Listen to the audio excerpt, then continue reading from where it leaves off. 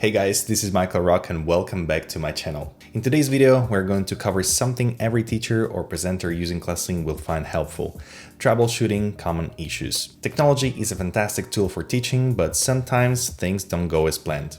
Whether it's problems with audio, video, or connectivity, knowing how to quickly identify and fix these issues can save your class and keep things running smoothly. So let's go over some of the most common problems you might encounter and how to resolve them step by step.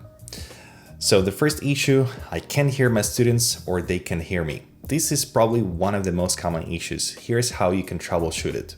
Check your microphone and speaker settings. Start by clicking on the settings icon in the bottom right corner of the ClassIn interface, go to the audio section and make sure the correct microphone and speaker are selected. If you're using external devices like a headset, ensure they're plugged in and properly set.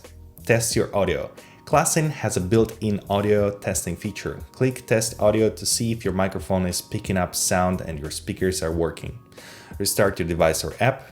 Sometimes restarting the app or even your device can fix the problem if the audio drivers are not functioning properly. Or ask students to check their end. If it's a student who can't hear you, remind them to check their volume, mute status, or whether they've selected the right device in their audio settings. Alright, issue number 2, video is not working. My camera is not showing up or my video freezes. This can be frustrating, but here's what you can do. Check your camera permissions. Make sure that ClassIn has permission to use your camera. If you're on Windows or Mac, this could be found in your system privacy settings.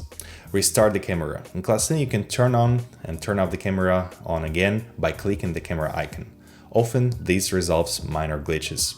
Check for other apps using the camera. If another application like Skype or Zoom is using your camera, ClassIn might not be able to access it. Close any other apps that might be running in the background. Switch to a backup camera. If your built-in camera isn't working, try connecting an external webcam. ClassIn will usually detect it automatically. Alright, the issue number 3. Connectivity issues. My screen is lagging or students are disconnecting. Connectivity problems can be disruptive, but here's how to handle them. Check your internet speed. A stable internet connection is essential. You can use online tools to check your internet speed, and if it's slow, try switching to a wired connection or moving closer to your router. Optimize your class settings. In ClassIn, you can adjust video quality settings to reduce bandwidth usage. For example, lowering the video resolution can help you if you're experiencing lag. Restart your router. If the issue persists, restarting your router can often resolve network issues. Alright, the next one, Blackboard tools not responding. I can't draw or move objects on the Blackboard. Ensure the correct tool is selected. Double check that you've selected the correct tool in the toolbar, such as brush or select and move. Sometimes you may accidentally switch to another tool. Check for locked objects. If objects on the Blackboard aren't moving, they might be locked. Verify authorization is provided. In ClassIn, certain Blackboard functions require authorization from the teacher. For example, if a student cannot draw or interact with elements on the Blackboard, it might be because the teacher hasn't granted them permission.